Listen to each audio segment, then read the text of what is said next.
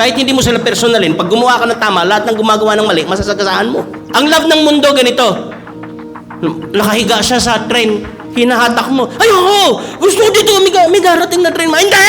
Kung mahal mo ako, pababayaan mo ako dito ako masaya. Yun ang love ng mundo. Ang love ng Bible, iba.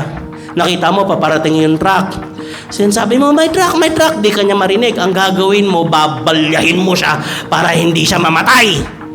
You will tackle that person, itutulak mo o hahatakin mo, regardless kung masaktan siya o magulat siya, para hindi siya mamatay kasi mahal mo. Ang sinasabi ng mundo, hindi. Kung basta mahal mo, hayaan mo siya doon. Ano sabi ng Romans 12:9? Love must be sincere. Number 2, hate what is evil. Lagi nakakalimutan ng tao, hate what is evil, cling to what is good. Ang pag-ibig daw dapat sincero, dapat galit sa masama.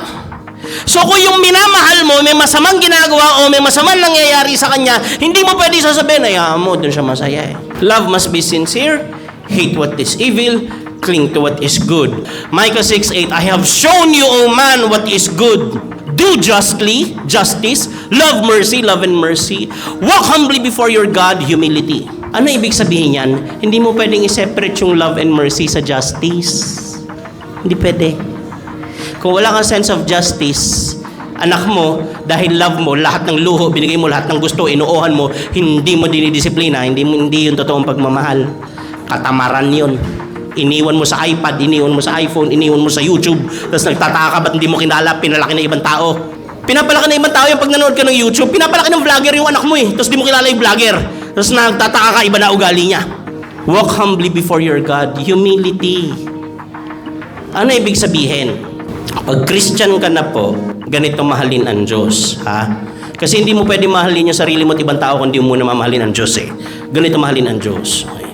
Pag magdidesisyon ka sa buhay, hindi mo itatanong, ito ba magpapasaya sa akin ngayon? Hindi. Ay itatanong mo sa mata ng Diyos, sa instruction ng Diyos, sa manual ng Diyos, ano ang tamang gawin?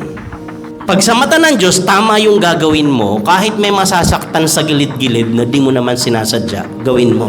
Kahit hindi mo sila personalin, pag gumawa ka ng tama, lahat ng gumagawa ng mali, masasagasaan mo. Ito ang tamang gawin sa mata ng Diyos. Kung anong tamang gawin, gawin mo. Kahit may masasaktan, gawin mo. Ngayon, wala namang masasaktan kasi wala namang nakakaalam. Pero sa mata ng Diyos, mali. Sa instructions ng Diyos, mali. Huwag mong gawin kahit nakakasaya. Kasi sa dulo ng disgrasya yun.